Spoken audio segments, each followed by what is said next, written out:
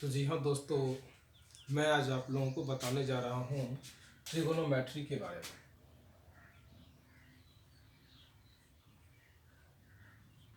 Trigonometry, जिसको हिंदी में हम लोग त्रिकोणमिति कहते हैं। त्रिकोणमिति को पढ़ाने से पहले मैं आप सभी मित्रों से, दोस्तों से, प्यारे स्टूडेंट से कहना चाहूँगा कि जो इस यूट्यूब चैनल पर नए हैं वो कृपया इस चैनल को सब्सक्राइब कर लें एवं बेल आइकन को क्लिक कर लें ताकि सभी नोटिफिकेशन आपको मिलता रहे। सबसे पहले हम लोग समझेंगे कि इस वर्ड का मतलब क्या है, ठीक ना। ट्रिगोनोमेट्री, ट्रिगोनोमेट्री जो है दो ग्रीक शब्द से मिलकर के बना हुआ है। इसमें से पहला है आपका ट्राइगोनल और दूसरा है आपका मैट्री, मैट्रन। ट्राइगोनल का मतलब क्या होता है, तो त्रिभुज, और मैट्रन का अर्थ होता है मापना। अर्थात त्रिकोणमिति को हम लोग क्या कहेंगे कि त्रिकोणमिति गणित की ऐसी शाखा है जिसमें हम लोग किसी त्रिभुज के तीनों कोणों या तीनों भुजाओं के माप से संबंधित ज्ञान का अध्ययन करते हैं, उसे त्रिकोणमिति कहते हैं। यहाँ पर भी आपको हिंदी में स्पष्ट लिखा हुआ है, त्रि का मतलब तीन, कोण तो समझते ही हैं, मिति का मतलब मापना, कि तीन कोणों को मापना अर्थात त्रिभुज की माप। अब हम लोग समझेंगे कि यह एक त्रिभुज है। इस त्रिभुज का हम नाम देते हैं पी क्यू आर। इस त्रिभुज में 6 प्रमुख अंग हैं। कौन कौन सा, तो ये 1 2 3 भुजा और ये 3 कोण, ठीक है ना। त्रिकोणमिति में यदि तीनों भुजा पता है हम लोगों को तो हम तीनों कोण को ज्ञात कर सकते हैं। यदि तीनों कोण ज्ञात है तो तीनों भुजा को हम लोग आराम से निकाल सकते हैं, ठीक ना। जैसे यदि हम लोग इस त्रिभुज में देखें कि कोण कौन कौन सा है, तो पी है, क्यू है एवं कोण क्या है, आर है। और यदि इसमें से भुजा देखा जाए तो भुजा पहला कौन सा है, पी क्यू, क्यू आर एवं तीसरा भुजा क्या है, पी आर, ठीक ना। लेकिन मैं आप लोगों को यहाँ बताने से पहले कुछ बता दूँ कि त्रिकोणमिति में हम लोगों को हमेशा समकोण त्रिभुज के बारे में ही चर्चा करनी है। किस त्रिभुज के बारे में, समकोण त्रिभुज के बारे में। अब ये समकोण त्रिभुज होता क्या है, तो सबसे पहले हम लोग समझ लेते हैं कि ये समकोण त्रिभुज होता क्या है। समकोण त्रिभुज हमेशा याद रखेंगे कि समकोण त्रिभुज एक ऐसा त्रिभुज है जिसका एक कोण 90 डिग्री का होता है, और 90 डिग्री को ही हम लोग एक समकोण भी कहते हैं। तो समकोण त्रिभुज क्या है कि जिस त्रिभुज का एक कोण कितना हो, 90 डिग्री का हो, उसे हम लोग समकोण त्रिभुज कहते हैं। जैसे यहाँ देख लीजिए कि यह एक समकोण त्रिभुज है, ठीक। यहाँ ए रहा, यहाँ बी रहा और ये सी रहा। यहाँ इस बी पर कितना डिग्री का कोण है, ये 90 डिग्री का कोण। अब आप लोगों को पता होगा कि किसी त्रिभुज के तीनों कोणों का योग कितना डिग्री होता है, 180 डिग्री होता है। यदि इस त्रिभुज में यदि कोण बी पर 90 डिग्री है, कोण बी बराबर 90 डिग्री, तो यहाँ और यहाँ का दोनों कोण मिलाकर के 90 डिग्री होगा, तब तो इस त्रिभुज का तीनों कोण मिला के 180 डिग्री होगा।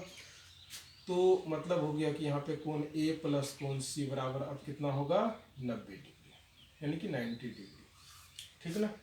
कहने का मतलब हमारा क्या है, यदि बी 90 डिग्री है, ये दोनों मिला करके यदि 90 डिग्री होगा, अर्थात यह दोनों कौन सा कोण है, न्यून कोण है। कौन सा कोण है, न्यून कोण है। न्यून कोण का मतलब कि जिस कोण की माप 0 डिग्री से अधिक हो और 90 डिग्री से कम हो। बात को समझें, जिस कोण की माप 0 डिग्री से अधिक हो और 90 डिग्री से कम हो, उसे क्या कहते हैं, न्यून कोण कहते हैं। अब यहाँ पर हम इस दोनों कोण को पूरक कोण भी कह सकते हैं। क्यों कह सकते हैं, तो पूरक कोण का परिभाषा ही यही है कि जब किसी दो कोणों का ऐसा युग्म, कोणों का ऐसा युग्म जिसका युग 90 डिग्री हो, उसे क्या कहते हैं, पूरक कोण कहते हैं। तो इसका मतलब है कि कोण ए और सी क्या है, यह एक दूसरे का पूरक कोण है। यदि यहाँ थीटा होगा तो ये कितना होगा 90 डिग्री माइनस थीटा। मतलब यदि यहाँ 30 है तो यहाँ 90 में 30 गया कितना 60। यदि यहाँ 40 है तो यहाँ 90 में 40 गया कितना 50। यदि यहाँ 60 है तो यहाँ 90 में 60 गया कितना 30। चलिए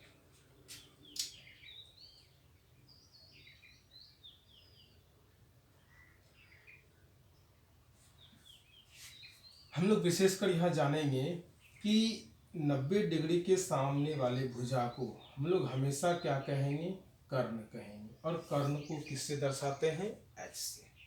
बात को समझें कि AC को हम लोग क्या कहेंगे, कर्ण। और कर्ण को दर्शाना किससे है, हम लोगों को H से दर्शाना है। किससे दर्शाना है, H से। और इस H का पूरा नाम क्या होता है, तो हाइपोटेनस। क्या होता है, हाइपोटेनस। अब ये ऊपर वाला भुजा, ये सीधा लंबा, इसको हम लोग क्या कहते हैं, लंब। और इसे दर्शाते किससे हैं, P से। मतलब इस AB को हम लोग क्या कहेंगे, लंब कहेंगे। दर्शाएंगे किससे, P से। और P का पूरा फॉर्म होता है परपेंडिकुलर। परपेंडिकुलर। और ये जो नीचे वाला भुजा बचा, इसे हम लोग कहते हैं आधार, जिसे दर्शाते किससे हैं, B से। तो नीचे वाला भुजा क्या है आपका, BC। इसको क्या कहते हैं हम लोग, आधार। और आधार को किससे सूचित करते हैं, B से। B का पूरा होता है बेस। बात को समझे।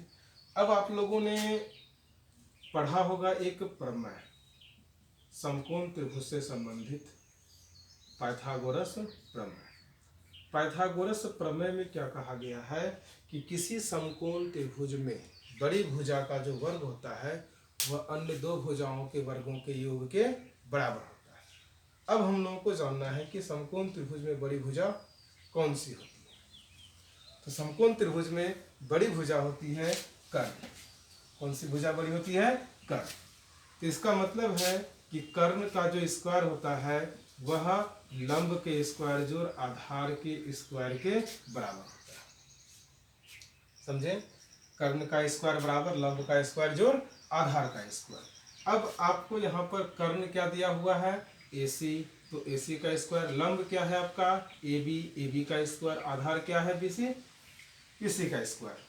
अब हम लोगों ने यहाँ पे संकेत के तौर पे कर्ण AC को किससे सूचित किया है, H से। तो क्या हो गया ये H स्क्वायर बराबर AB को P से, BC को B से। तो H square is equal to क्या हो गया आपका P square plus B square. ठीक है। तो H स्क्वायर बराबर क्या हो गया आपका P square plus B square. अब यदि हम लोग इसी को शॉर्ट लिखें तो आप लोगों ने पढ़ा होगा यदि इधर स्क्वायर है, यदि इस स्क्वायर को उस साइड भेजेंगे तो वो क्या हो जाएगा, रूट हो जाएगा। तो क्या लिखेंगे हम लोग यहाँ पे, root under P square plus B square. Clear है, H is equal to root under P square plus B square. अब यहाँ से हम लोग दो अतिरिक्त फॉर्मूला और निकाल सकते हैं। और वह फॉर्मूला यदि हम डायरेक्ट लिख दें तो आप लोगों को समझ में आ जाना चाहिए, या नहीं। चलिए डायरेक्ट नहीं लिखते हैं, इसी को यहाँ लेके जाते हैं, लेकिन इसको उल्टा लिखते हैं।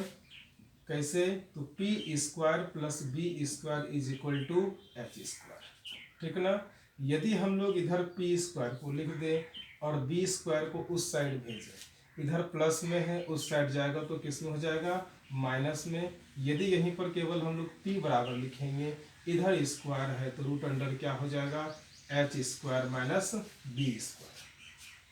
क्लियर है, P is equal to root under H square minus B square. And last में बच गया है आपका ये B स्क्वायर बराबर, यदि लिखेंगे तो H स्क्वायर, P स्क्वायर इधर प्लस में है, उधर जाएगा किस में हो जाएगा, माइनस में। तो इसीलिए B इज इक्वल टू क्या हो जाएगा, root under H square minus P square. ठीक ना, समझ में आ गया होगा इतना बात। मिटा देते हैं इसको। कहा जाए तो त्रिकोण